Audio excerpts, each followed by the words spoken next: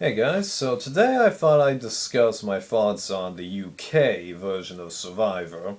This is one thing I've been up to while I've been taking a break from Big Brother, polishing off international versions of Survivor that I need to watch, and I've pretty much watched all of them that I can see. I'll touch upon that later in this video or the next video, depending on what I decide to do with it. So, I had actually been spoiled the results for both of these seasons years ago because that was before I realized you could view tons of reality shows on here. So, yeah, the same thing happened with many seasons of the American version. But viewing these seasons, that was an interesting experience, although I didn't really get that much from it and kind of am disappointed with the seasons, but I'll try and explain why. So, the first season of the show, I have to admit, it was pretty good to see a simpler version of Survivor again because the element factor, means a little more. The American version doesn't discuss this at all. And the more simpler challenges. I gotta admit, one reason I enjoy old school Survivor is because the challenges looked a little more simpler and sometimes, though not always, more fun, especially the water challenges. The contestants, they all got good amounts of camera time and all gelled with each other pretty well, and it was easy for me to form my thoughts with them, although I again went with the usual trend of saying that the blue team had the better strategists and found that the politics in that tribe were more interesting. Yeah, what's the deal with this trend of blue always being better?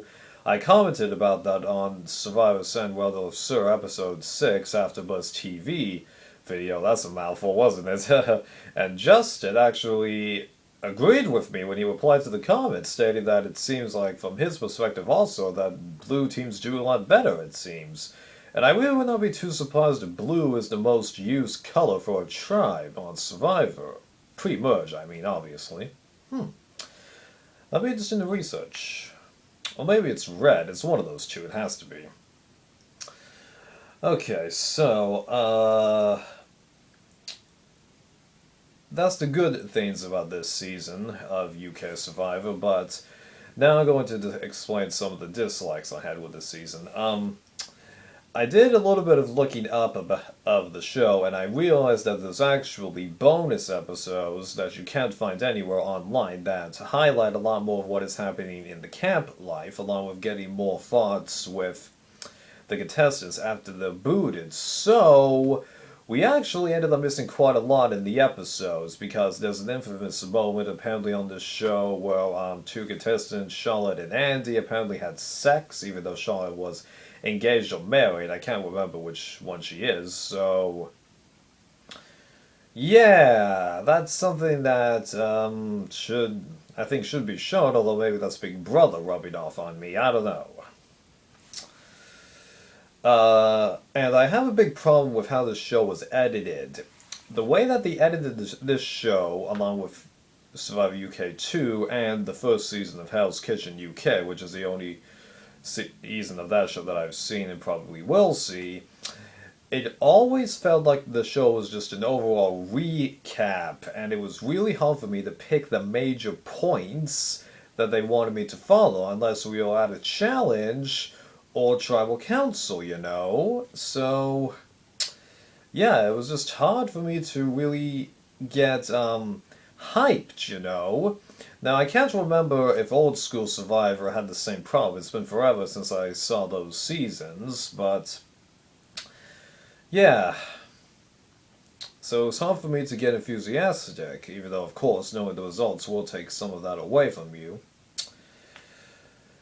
So, as the game progressed, I did like what the contestants were doing, found the shift in politics after the merge to be interesting, although I was disappointed with the final result because I basically feel like this was Survivor Guatemala all over again. The most deserving person gets third place boot, and even though the runner-up, I think, did more than the winner, the runner-up burned too many bridges that the jury decided to vote for the eventual winner. Now, in both instances, I don't dislike the winner and actually do like them and support them, but It's just how I feel, you know. I usually do hate it when the power players lose control of the game. So it wasn't, absolutely terrible, but I can't help but feel like we were missing some stuff, and just the way it was edited, you know. And then Survivor UK 2. Like with the first season, I liked most of the contestants. They gelled with each other pretty well. But the dislikes still remained. I felt like we were missing stuff as to what was going on. The show didn't do a good job of putting in major attraction points, and this season, like, if I felt like season 1 was simple, this season was even simpler. I mean, like, there were no surprise votes, you know?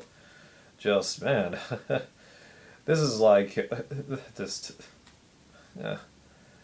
You thought Borneo was simple, Mm-hmm. And that pretty much sums up my thoughts on season 2 of the show right there. Just so unpredictable, even though I did like the contestants, but, the constant bit of, oh, I don't really like this person, I don't really feel like keeping them around. No. I'm sticking to the plan no matter what, even if it means more trouble for me. Just. I've never seen so much just of people like throwing away their options. I mean, like, a lot of you, I think, will compare this to Surviving Redemption Island, but it's not like that because what Boston Rob did at Redemption Island was keep the tribe members from flipping, okay? He got them all in a loop and then just tightened his hold on them and convinced them. Here, everybody had quite free will, to go at any point because all it would have taken was one person to flip the vote to change the game up, but they never did, and it was really annoying. And it turns out everyone is just like, well, if I don't flip, things are going to be tougher for me, and I think it's going to come bite me, and it always did. And this time, the third place boot was even more annoying because it was a guarantee that the other person would win in the final two, So, yeah. So, I do kind of hate to be this bashy because, like with the Mole UK version, I feel like I've been somewhat I don't want to say hateful, but negative towards this version of the show, and I don't want to be because I've seen many British game shows, The Chase, Pointless, and even one season wonders like The Whole 19 Yards and The Exit List, and think that they're very great shows, but yeah, just what you did with your version of The Mole and this, it just didn't really work out, Kind of disappointing, although I do think it was good that I actually watched these seasons, to show kind of like the battle side of Survivor in a way, even though really all of that applies to the second season. Only 8 minutes in, you know what, I think I'm going to continue on with this video and discuss the Australian version of the show as well. And, I actually found myself liking this version of the show a lot better, just because the editing was better and that was pretty much it. But I was spoiled the result for these seasons also.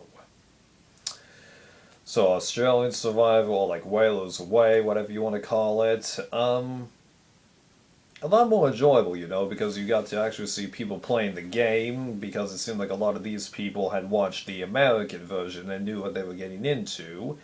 And the location, I really like this location because it was a mixture of hot and cold temperatures, something that the American version hasn't done, and I kind of wish that they would, although a lot of locations they have to deal with tough rain temperatures, so that does kind of make up for it, yeah. The contestants, they were all playing the game, and it was interesting to see the politics, especially after the merge, although I can't make my mind up with a couple of the contestants, because, I'll give a spoiler to you. Once the game gets down to the last few people, there was an overall alliance with a goal in mind, but then a couple of people decided to switch that goal up, and one person ended up getting really infuriated with the situation in the game, and I can't make up my mind with how I feel about this person, because on the one hand, yeah, that person was betrayed by people that they thought were with them, obviously, but at the same time, it is the game, and and there was just about enough reason for them to flip, so, yeah, I wish I could kind of make up my mind on that. It seems like they made up their minds and were able to put it behind them, but I wish I could. And how do I feel about the eventual winner of this game? I feel like this person did pretty well with their gameplay. Not the greatest strategist, but someone who definitely strategized, interacted with everybody, made their lot, and ended up getting the victory, especially with the odds against them at crucial times. Not bad. Oh yeah, how do I feel about the winners of UK real fast? Well, I kind of already described how I felt about the winner for the first season, and the second season, well, that person was a major character, so that's all I can say to that one. And then we get to the second season of Australian Survivor, which is actually Celebrity Survivor, and even though I knew the results for this season, I was hooked to it right away, because I just thought the interactions between these celebrities were a lot more interesting. I loved the challenges that they used, especially since they borrowed ideas from the American season that took place in Vanuatu. You couldn't predict that many votes, actually, even though a couple of them, I think, in hindsight, you could have seen it coming, and it was great to see growth in people, because people at the beginning, who I thought wouldn't do so well, became major characters later in the game, and it was very interesting. And I was liking it for most of its run, but then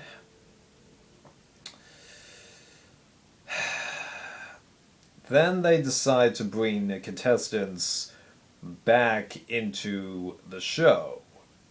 And unlike the Outcast in Survivor Pearl Islands, they didn't carry the twist over so well, because when they did the Outcast in Survivor Pearl Islands, they gave them limited rations, left them unshaven, and didn't appear to have given them good places, to rest and stuff like that. But in this version, they allowed them every single creature comfort, so they were well rested, well fed, and completely clean shaven. You don't do that. That gives them an unfair advantage. And also, just, yeah. Now that I've seen a lot of Big Brother, I think that's a twist that should only be left for Big Brother, And the season went downhill after that. And, the winner of this season, I didn't really like the winner because I felt like this person did the least out of the final group of people. And it was more just because the other person had burned some bridges, And the bummer thing was that it could have been better, but just that twist of bringing people back just, ruined everything.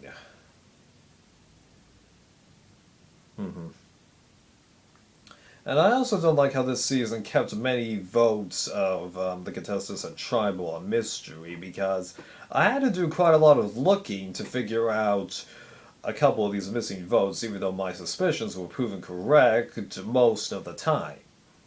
But still, why hide that, And also, it doesn't look like there's any reunion show for this, so we can't figure out some of the action that went on in people's heads, because, okay, here's a brief example. Without mentioning names, at the final Tribal, one jury member, rather than voting for the person that most people would think, decides to vote for the other person that's there at the end.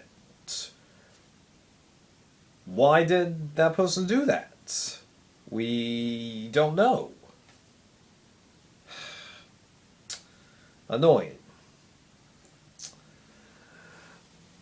So I hope you enjoyed hearing my thoughts about this. I did mix in some spoilers and tried to keep it non-spoiler at the same time, but form your own opinions. And This is, I think, going to be it for international versions of Survivor because the other seasons of Survivor Israel are either incomplete, not here at all, or lack subtitles, or a combination of like all three, so I can't do anything more. There, season 6 of Survivor Israeli starts with subtitles at like episode 13 or 14 out of 32.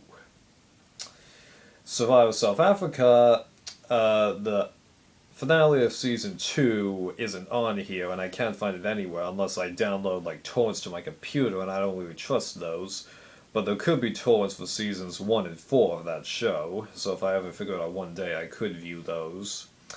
And the Survivor India is actually on here, but doesn't have subtitles, so I'm pretty much done with international versions of Survivor. And I'm actually currently finally getting back to Big Brother, and I'm currently watching Big Brother 16, and let me tell you, it's chaotic, and I'm only on episode 2.